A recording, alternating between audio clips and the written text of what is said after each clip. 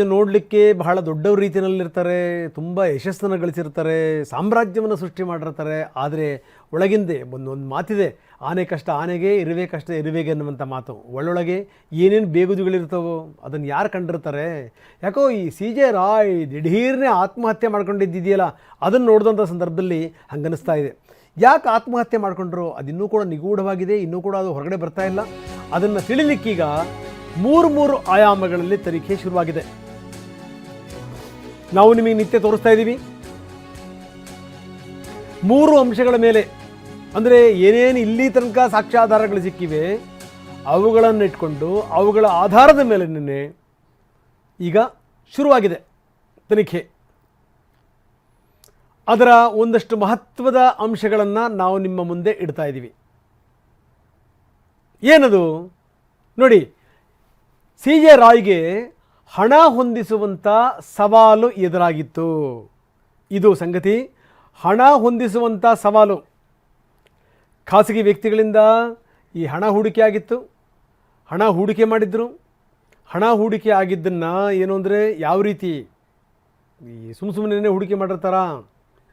CJ Roy ಯಾವಾಗಲೂ ಹೇಳ್ತಾಯಿದ್ರು, ಕೆಲವು ಸಂದರ್ಭಗಳಲ್ಲಿ ಈ ರೀತಿಯ ಹೇಳಿಕೆಗಳು ಕೂಡ ಮುಳುವಾಗ್ಬಿಡ್ತವೆ. ಅವರು ನಾನೆಂದೂ ಕೂಡ ಸಾಲ ಮಾಡಲ್ಲ, ಸಾಲ ಮಾಡಿ ನಾನು ದುಡ್ಡು ಹಾಕಲ್ಲ, ಸಾವಿರಾರು ಕೋಟಿ ರೂಪಾಯಿಗಳ ಒಡೆಯ ಸಾಲನೇ ಮಾಡಲಿಲ್ಲ ಅಂದರೆ ಹೆಂಗಾಗುತ್ತೆ? ಇದು ಜೊತೆಗೆ ಒಂದಷ್ಟು ಜನ ಅನಧಿಕೃತವಾಗಿ ಹಣ ಹೂಡಿದ್ರು ಅನ್ನುವಂಥ ಮಾತು. ಖಾಸಗಿ ವ್ಯಕ್ತಿಗಳು, ರಾಜಕಾರಣಿಗಳ ಪಾತ್ರ ಇದ್ದೇ ಇರುತ್ತೆ. ಅಧಿಕಾರಿಗಳೂ ಕೂಡ ಸೇರ್ಕೊಂಡಿದ್ದರೆ ಅಚ್ಚರಿ ಇಲ್ಲ.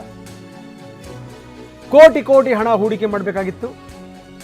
ಸಮಸ್ಯೆ ಎಲ್ಲಿ ಬರುತ್ತಪ್ಪ ಅಂತಂದರೆ, ಹಣ ಹೂಡಿಕೆ ಮಾಡಿರ್ತಾರಲ್ಲ, ಆ ಹಣವನ್ನು ದಿಢೀರ್ನೇ ವಾಪಸ್ ಕೇಳಿದಂಥ ಸಂದರ್ಭದಲ್ಲಿ ಸಮಸ್ಯೆ ಬಂದುಬಿಡುತ್ತೆ. ಅದರಲ್ಲೂ ಈ ಮನುಷ್ಯನ ಹೆಂಗೆ ಅಂದರೆ, ಒಂದು ಮಾತಿದೆ, ಅವನು ಬೆಳೀತಿದ್ರೆ ಮಾತ್ರ ಅವನ ಬದುಕು, ಈ ಗಡಿಯಾರ ಅದು ಓಡ್ತಿದ್ರೆ ಮಾತ್ರ ಸಮಯ. ಒಂದು ಚೂರು ಎಡವಟ್ಟಾಯಿತು ಅಂತಂದರೆ ದುಡ್ಡು ಕೊಟ್ಟರೆಲ್ಲ ಶುರು ಮಾಡ್ಕೊಂಡ್ಬಿಡ್ತಾರೆ, ನಮ್ಮನ್ನು ಸಿಗಿಸ್ಬೇಡ್ರಪ್ಪ ಕೊಟ್ಬಿಡಿ ಅಂತ. ಈ ರೀತಿ ಒತ್ತಡದಲ್ಲಿದ್ರ ಯಾವಾಗ ಈ IT ಬೆನ್ನು ಹತ್ತಿದೆ ಅಂತ ಗೊತ್ತಾಯ್ತಲ್ಲ, ನಿಮ್ಮ ಸಹವಾಸವೇ ಬೇಡ, ನಮ್ಮ ದುಡ್ಡು ಕೊಟ್ಬಿಡಿ ಅಂತ ಯಾರಾದ್ರೂ ಏನಾದರೂ ಪ್ರೆಷರ್ ಹಾಕಿದ್ರ ರಾಜಕಾರಣಿಗಳು, ಖಾಸಗಿ ವ್ಯಕ್ತಿಗಳು, ಈ ಹೂಡಿಕೆ ಮಾಡಿದಂಥ ಹಣ ವಾಪಸ್ ಕೊಡಿ ಅಂತ ಅವರು ಪ್ರೆಷರ್ ಮಾಡಿದ್ರ ಅನ್ನುವಂಥದ್ದು. ಹೀಗಾಗೇನು ಅಂತಂದರೆ, ಏನೇ ಆಸ್ತಿ ಪಾಸ್ತಿ ಇದ್ದರೂ ಕೂಡ ಈ ಕೋಟಿ ಹೊಂದಿಸೋದು ಹೆಂಗೆ? ಕೇಳಿದಂಥ ಸಂದರ್ಭದಲ್ಲಿ ಏನಾದ್ರೂ ಹೊಂದಿಸಿ ಕೊಡೋಕ್ಕೆ ಸಾಧ್ಯನಾ? ಹೀಗಾಗಿಯೇ ಅದನ್ನು ಹೊಂದಿಸಿ ಕೊಡೋಕ್ಕಾಗಲಿಲ್ಲ. 250 280 ಕೋಟಿ ರೂಪಾಯಿ ಹೊಂದಿಸ್ಕೊಡ್ಬೇಕಾಗಿತ್ತಂತೆ. ಬೇಕಾದಷ್ಟು ಪ್ರಾಪರ್ಟಿ ಇದೆ, ಅದರಲ್ಲೇನು ಡೌಟೇ ಇಲ್ಲ. ಕೆಲವು ಸಂದರ್ಭಗಳಲ್ಲಿ ಏನಾಗುತ್ತೆ ನಿಮಗೆ ಅಂತಂದರೆ, ನಿಮ್ಮ ಹತ್ರ ಪ್ರಾಪರ್ಟಿ ಇರುತ್ತೆ, ಕೈಯಲ್ಲಿ ದುಡ್ಡಿರಲ್ಲ, ಲಿಕ್ವಿಡ್ ಕ್ಯಾಶ್ ಇರಲಿಲ್ಲ ಅಂತಂತಂದರೆ ಬಹಳ ಕಷ್ಟ. ಹೀಗಾಗೇನು ಅಂತಂದರೆ, ಯಾವಾಗ ಹಣ ಕೊಡಿ ಅಂತ ಪ್ರೆಷರ್ ಹಾಕಿದ್ರಲ್ಲ, ಆ ಪ್ರೆಷರ್ ಒಂದು ಕಡೆಗೆ, ಇನ್ನೊಂದು ಕಡೆಗೆ ಮೇಲಿಂದ ಮೇಲೆ ಈ ರೀತಿಯ ದಾಳಿಗಳು. ಹೀಗಾಗಿ ಬೇರೆ ಮಾರ್ಗ ಕಾಣದೇ ಏನಾದರೂ ಡಿಪ್ರೆಷನ್ಗೆ ಹೋಗ್ಬಿಟ್ರೋ ರಾಯ್ ಅನ್ನುವಂಥದ್ದು. ಬನ್ನಿ, ಕಿರಣ್ ನಮ್ಮೊಂದಿಗೆ ಈಗ ನೇರ ಸಂಪರ್ಕದಲ್ಲಿದ್ದಾರೆ, ನಮ್ಮ ಕ್ರೈಮ್ ಹೆಡ್ ಕಿರಣ್. ನಾವು ನೋಡ್ತಾ ಇದ್ದೀವಿ ಏನು ಅಂದರೆ, ಬೇಕಾದಷ್ಟು ಆಸ್ತಿಗಳಿರ್ಬೋದು ಕಿರಣ್, ಆದರೆ ಕೆಲವೊಂದು ಸಂದರ್ಭಗಳಲ್ಲಿ ಏನು ಅಂದರೆ ಲಿಕ್ವಿಡ್ ಕ್ಯಾಶ್ ತುಂಬ ಇಂಪಾರ್ಟೆಂಟ್. ಅದನ್ನು ಹೊಂದಿಸಿಕೊಡುವಂಥದ್ದೊಂದು ದೊಡ್ಡ ಸವಾಲು. ಯಾಕಂದರೆ ತುಂಬ ಜನರನ್ನು ನೋಡ್ತೀವಿ ನಾವು, ನಮ್ಮ ಸುತ್ತಮುತ್ತ ಬೇಕಾದಷ್ಟು ಆಸ್ತಿ ಇರುತ್ತೆ, ಕೈನಲ್ಲಿ ಕಾಸಿರಲ್ಲ, ಒದ್ದಾಡ್ತಾ ಇರ್ತಾರೆ. ಏನಾದರೂ ಮಾರಕ್ಕೆ ಹೋಗ್ತಾರ, ಆ ಸಂದರ್ಭದಲ್ಲಿ ಈ 100ರ ಬೆಲೆ 25ಕ್ಕೆ 30%ಗೆ ಬಂದು ನಿಂತು ಬಿಡುತ್ತೆ. ಅಂಥ ಒಂದು ಸ್ಥಿತಿ ಇದೆ. ಯಾಕಂದರೆ ರಿಯಲ್ ಎಸ್ಟೇಟಲ್ಲಿ ಹಾಗೇ ಇರೋದು. ಇಂಥ ಸಂದರ್ಭದಲ್ಲಿ ಯಾರ್ಯಾರು ಹಣ ಹೂಡಿಕೆ ಮಾಡಿದ್ರು, ಹಣ ಹೂಡಿಕೆ ಮಾಡಿದಂಥವ್ರು ಹಣ ವಾಪಸ್ ಕೇಳಿದ್ದರಿಂದಲೇ ಈ ಸಮಸ್ಯೆ ಬಂತು ಅನ್ನುವಂಥದ್ದು. ಇವೆಲ್ಲವೂ ಕೂಡ ಮೇಲ್ನೋಟಕ್ಕೆ ಕಾಣ್ತಿರುವಂಥ ಅಂಶಗಳು ಕಿರಣ್. ಯಾಕಂದರೆ ಈ ಒಳಗಿಂದೊಳಗೇ ನಾನೊಂದು ಮಾತು ಹೇಳಿದೆ ಆರಂಭದಲ್ಲಿ, ಈ ನೋಡ್ಲಿಕ್ಕೆ ಭಾಳ ದೊಡ್ಡವರು ಇರ್ತಾರೆ, ದೊಡ್ಡ ಸಾಮ್ರಾಜ್ಯ ಕಟ್ಟಿರ್ತಾರೆ, ಆದರೆ ಒಳಗಿನ ಬೇಗುದಿ, ಒಳಗಿನ ಯಾತನೆ ಅವ್ರಿಗೆ ಮಾತ್ರ ಗೊತ್ತಿರುತ್ತೆ. ಆನೆ ಕಷ್ಟ ಆನೆಗೆ, ಇರುವೆ ಕಷ್ಟ ಇರುವೆಗೆ ಅನ್ನುವಂಥ ಮಾತನ್ನು ಹೇಳಿದೆ. ಅದೇ ರೀತಿ ಇವ್ರಿಗೂ ಕೂಡ ಒಳಗಿಂದೊಳಗೆ ಒಂದಷ್ಟು ಸಮಸ್ಯೆಗಳಿದ್ವು ಅನ್ನುವಂಥದ್ದು. ಏನಂತೀರಿ ಕಿರಣ್? ಖಂಡಿತ ರಂಗನಾಥ್, ಈಗಾಗಲೇ SIT ಏನು ತನಿಖಾ ತಂಡ ಕೆಲವೊಂದಷ್ಟು ತನಿಖೆಯನ್ನು ಮಾಡಿದೆ, ಕೆಲವೊಂದಷ್ಟು ಮಾಹಿತಿ ಸಿಗಿದೆ. ಆದರೆ ಇವತ್ತು ಕೂಡ ನಾನು ಹೇಳ್ತಾ ಇದ್ದೀನಿ ರಂಗನಾಥ್, ಏಕೆಂದರೆ ಈ ಸಾವಿಗೆ ನಿಖರವಾದ ಕಾರಣ ಯಾವತ್ತೂ ಕೂಡ ಹೊರಗಡೆ ಬರೋದಿಲ್ಲ. ಯಾಕೆಂತಂದರೆ ಕನ್ಕ್ಲೂಷನ್ ಇದಕ್ಕೆ ಸಿಗೋದಿಲ್ಲ. ಯಾಕೆಂದರೆ ಅವತ್ತು ಆತ ನನ್ನ ಡೆತ್ ನೋಟ್ ಆತ ಬರೆದಿಲ್ಲ, ಅದಕ್ಕೆ ಸಂಬಂಧಪಟ್ಟಂತೆ ಯಾವುದೇ ರೀತಿ ಯಾರಿಗೂ ಕೂಡ ಹೇಳ್ಕೊಂಡಿಲ್ಲ ಈ ಕಾರಣಕ್ಕೋಸ್ಕರ ನಾನು ಆತ್ಮಹತ್ಯೆ ಮಾಡ್ಕೋತೆ. ಹಾಗಾಗಿ ಈ ಒಂದು ಆತ್ಮಹತ್ಯೆ ಕೊನೆವರೆಗೂ ಕೂಡ ಅಂದರೆ ಯಾವಾಗಲೂ ಕೂಡ ಇಂಥದಕ್ಕೆ ಅಂತ ನಾವು ಓ ಅಂತ ಹೇಳ್ಕೋಬೋದು ಬಿಟ್ರೆ ಇದಿರ್ಬೋದು ರೀಸನ್ ಇದಿರ್ಬೋದು ಅಂತ, ನಿಖರವಾಗಿ ಇದೇ ಒಂದು ಕಾರಣಕ್ಕೋಸ್ಕರ ಆತ ಆತ್ಮಹತ್ಯೆ ಮಾಡ್ಕೊಂಡಿದ್ದಾನೆ ಅನ್ನೋದು ಕೂಡ ಯಾವತ್ತೂ ಕೂಡ ಈ ಒಂದು ಸತ್ಯ ಹೊರಗಡೆ ಬರೋದೇ ಇಲ್ಲ. ಕೆಲವೊಂದಷ್ಟು ಈ ಒಂದು ರೀಸನ್ಸ್ಗಳನ್ನ ಹೇಳ್ಕೋಬೋದು, ಈ ಒಂದು ಕಾರಣ ಇರ್ಬೋದು, ಈ ಒಂದು ಕಾರಣ ಇರ್ಬೋದು ಅಂತ, ಅದೇ ಕಾರಣದಿಂದ ಮಾಡ್ಕೊಂಡಿದ್ದಾನೆ ಅನ್ನೋದು ಕೂಡ ಕನ್ಕ್ಲೂಷನ್ಗೆ ಬರೋಕ್ಕಾಗೋದಿಲ್ಲ. ಇದು ಇವತ್ತು ಅಷ್ಟೇ. ಮತ್ತೆ ಇನ್ನು ರಿಪೋರ್ಟ್ ಏನು SIT ಅವ್ರು ಕೊಟ್ಟರು ಕೂಡ ಅದನ್ನೇ ಆ ಅಂಶನೇ ಕೂಡ ಉಲ್ಲೇಖನ ಮಾಡುವಂಥದ್ದು.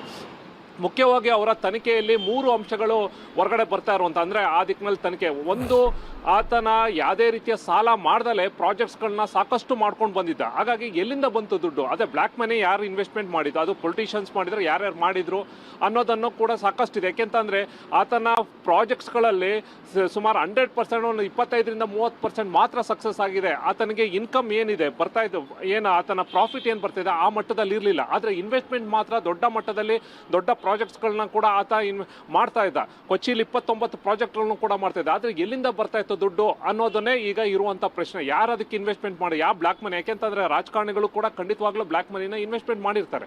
ಆ ಮನಿನ ಇಮಿಡಿಯೇಟಾಗಿ ಅವರು ಈ ಸಂದರ್ಭದಲ್ಲಿ ಅಲ್ಲಿ ಕೇರಳ ಎಲೆಕ್ಷನ್ಸ್ ಇದೆ, ಬೇರೆ ಬೇರೆ ಕಾರಣಕ್ಕೆ ವಾಪಸ್ ಕೇಳಿದಾಗ, ಸಡನ್ನಾಗಿ ಆ ರೀತಿ ಕೇಳಿದಾಗ ಖಂಡಿತವಾಗ್ಲೂ ಅದನ್ನು ಹೊಂದಿಸೋಕ್ಕಾಗಲ್ಲ. ಪ್ರಾಪರ್ಟಿ ಇರ್ಬೋದು, ಆದರೆ ಇಮಿಡಿಯೇಟಾಗಿ ಲಿಕ್ವಿಡ್ ನೀವು ಹೇಳ್ದಂಗೆ ಹೊಂದಿಸೋದು ಕಷ್ಟ. ಈ ಒಂದು ಕಾರಣಕ್ಕೋಸ್ಕರ IT ಅವರು, ಇದು ಒಂದು ಕಡೆ ಅವ್ರ ಕಡೆಯಿಂದ ಪ್ರೆಷರ್ ಆಯಿತು ಅಂದರೆ, ಮತ್ತೊಂದು ಕಡೆ IT ಅವರು ಕೇಳ್ತಾರೆ, ನಿಮಗೆ ಪ್ರಾಫಿಟ್ ಇಲ್ಲಪ್ಪ, ಇನ್ವೆಸ್ಟ್ಮೆಂಟ್ ಎಲ್ಲಿಂದ ಬರ್ತಿದೆ, ಅದಕ್ಕೆ ಕಾರಣ ಏನು, ಇದಕ್ಕೆ ಎಲ್ಲಿಂದ ಬಂದಿದೆ ದುಡ್ಡು, ಅದನ್ನು ಹೇಳು ಅಂದ ತಕ್ಷಣ ಈತನಿಗೆ ಅದು ಉತ್ತರ ಇರಲಿಲ್ಲ. ಒಂದು ಕಡೆ ಅದಕ್ಕಾಗಿ IT ಅವರು ಕೂಡ ಸಾಕಷ್ಟು ಟೈಮ್ ಕೊಟ್ಟಿದ್ದಾರೆ, 40-50 ದಿನ ಟೈಮ್ ಕೊಟ್ಟಿದ್ದಾರೆ. ಇವೆಲ್ಲವೂ ಕೂಡ ಈ ಒಂದು ಪ್ರಾಜೆಕ್ಟ್ ಅನೌನ್ಸ್ ಮಾಡಿದ್ದಾರೆ, ಬ್ಯಾಂಕಿಂದ ನೀನು ಸಾಲ ತಗೊಂಡಿಲ್ಲ, ನಿನಗೆ ಬರ್ತಾ ಇರುವಂಥ ಇನ್ಕಮ್ ಕೂಡ ಕಮ್ಮಿ ಇದೆ, ಬಟ್ ಇನ್ವೆಸ್ಟ್ಮೆಂಟ್ ಜಾಸ್ತಿ ಇದೆ, ಇದಕ್ಕೆ ನೀನು ಉತ್ತರ ಕೊಡು ಅಂತ ಕೂಡ ಅದು ಒಂದು ಪ್ರೆಷರ್ ಇರ್ಬೋದು. ಜೊತೆಗೆ ಏನು ಈಗಾಗಲೇ ದುಡ್ಡು ಕೊಟ್ಟಿರೋರ್ದು ಪ್ರೆಷರ್ ಇರ್ಬೋದು. ಮತ್ತು ಇನ್ನೊಂದು ಕಡೆ ಆತ ಒಂದು ಸೊಸೈಟಿಗೆ ಒಂದು ಮುಖ, ಒಂದು ಫೇಸ್ ಇದೆ. ಕಾನ್ಫಿಡೆಂಟ್ CJ ರಾಯ್, ದೊಡ್ಡ ಶ್ರೀಮಂತ, ಅಗರ್ಭ ಶ್ರೀಮಂತ, ಲೈಫ್ ಸ್ಟೈಲ್ ಎಂಜಾಯ್ ಮಾಡ್ತೀವಿ ಭಾಳ. ಆತನ ಬಗ್ಗೆ ಯಾರೇ ಕೇಳಿದ್ರು ಕೂಡ ಏನಪ್ಪ ಇಷ್ಟು ರೋಲ್ಸ್ ರಾಯಲ್ ಇರ್ಬೋದು, ಹೆಲಿಕಾಪ್ಟರ್ ಇರ್ಬೋದು, ಈ ಥರದ್ದೆಲ್ಲವೂ ಕೂಡ ಪ್ರೊಜೆಕ್ಟ್ ಆಗಿತ್ತು. ಅದಲ್ಲ, ಆತನ ಹಿಂದೆ ಅದೆಲ್ಲ ಅಂತ ಗೊತ್ತಾದಾಗ ಆತನಿಗೂ ಕೂಡ ಅದಕ್ಕೆ ಅದನ್ನೇನಾರ ನನಗೆ ಗೊತ್ತಾದರೆ, ನಿಜ ಸತ್ಯ ಗೊತ್ತಾದರೆ, ನಾನೆಲ್ಲವೂ ಕೂಡ ಒಂದು ಬ್ಯಾಂಕ್ ಕರಪ್ಟ್ ಆಗೋಗ್ಬಿಟ್ಟಿದ್ದೀನಿ, ನಾನೆಲ್ಲೋ ಒಂದು ಕಡೆ ಈ ರೀತಿ ಒಂದು ಸುಳ್ಳು ಒಂದು ಇಮೇಜನ್ನು ಬಿಲ್ಡಪ್ ಮಾಡ್ಕೊಬಿಟ್ಟಿದ್ದೀನಿ ಅಂತ ಹೊರಗಡೆ ಅದನ್ನು ಕೂಡ ಆತ ಫೇಸ್ ಮಾಡೋಕ್ಕಾಗ್ದಲೇ ಬಹುಶಃ ಅದಕ್ಕೂ ಕೂಡ ಮಾಡ್ಕೊಂಡಿರ್ಬೋದು. ಯಾಕೆಂದರೆ ಈ ಸಂಬಂಧಪಟ್ಟಂತೆ ಸೈಕ್ಯಾಟ್ರಿಸ್ಟ್ ಹತ್ರ ಅವನು ಪದೇ ಪದೇ ಹೋಗಿ ವಿಸಿಟ್ ಮಾಡಿ ಸಾಕಷ್ಟು ಕೂಡ ಹೇಳ್ಕೊಂಡಿರುವಂಥದ್ದು, ಕೌನ್ಸಿಲಿಂಗ್ ಮಾಡ್ಕೊಂಡಿರೋದು, ಇವೆಲ್ಲವೂ ಕೂಡ ಒಂದು 3 ಕಾರಣ ಇರ್ಬೋದು ಅಂತ. ಇದೇ ಕಾರಣಕ್ಕೆ ಅಂತಲೂ ಕೂಡ ನಾವು ಹೇಳೋಕ್ಕಾಗೋದಿಲ್ಲ.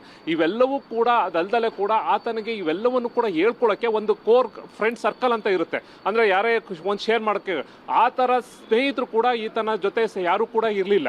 ಜೊತೆಗೆ ಫ್ಯಾಮಿಲಿ ಕೂಡ ಒಂದು ಕಡೆ ಹೆಂಡತಿ ಮಕ್ಕಳೆಲ್ಲವೂ ಕೂಡ ದುಬೈಲಿದ್ರು ಕೂಡ, ಇಲ್ಲಿ ಆತನಿಗೆ ಅಣ್ಣ ತಮ್ಮ ಏನೋ ಸೋದರರಿದ್ರು, ಅವ್ರ ಜೊತೆನೂ ಕೂಡ ಅಂತ ಏನು ಸಂಬಂಧಗಳು ಇರಲಿಲ್ಲ, ಅಳಿಸೋಗಿತ್ತು ಅನ್ನೋ ಒಂದು ವಿಚಾರ ಬರ್ತಾ ಇದೆ. ಹಾಗಾಗಿ ಬಹುಶಃ ಆತ ಒಬ್ಬಂಟಿ ಆಗೋಗ್ಬಿಟ್ಟ, ಎಲ್ಲೂ ಕೂಡ ಈ ಒಂದು ಪ್ರೆಷರ್ನ ಹ್ಯಾಂಡ್ಲ್ ಮಾಡೋಕ್ಕಾಗ್ದಲ್ಲೇ ಈ ಒಂದು ಆತ್ಮಹತ್ಯೆ ಮಾಡ್ಕೊಂಡಿರ್ಬೋದು ಅನ್ನೋ ಒಂದು ಕನ್ಕ್ಲೂಷನ್ಗೆ ಈಗ ನಿಧಾನವಾಗಿ ಬರಬೇಕಾಗುತ್ತೆ. ಓಕೆ ಕಿರಣ್, ಧನ್ಯವಾದ ತಮ್ಮೆಲ್ಲ ಮಾಹಿತಿಗೆ.